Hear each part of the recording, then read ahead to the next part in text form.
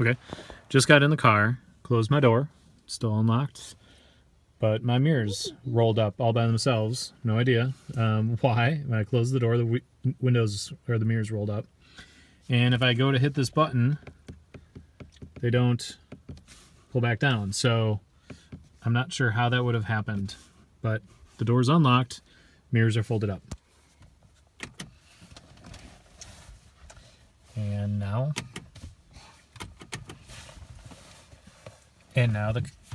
the car is completely dead. Key in hand. This is interesting.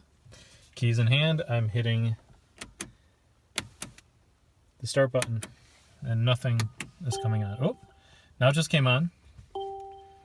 And it said remove start button and insert key. So again, I closed my door. It's unlocked. Side mirrors rolled up, folded up. And now I'm trying to start it. Now I was hitting start. You saw me hitting start for a while with a black screen, nothing lighting up on the screen. Now I'm hitting it with, again, keys in my hand. And it's telling me remove start button and insert key.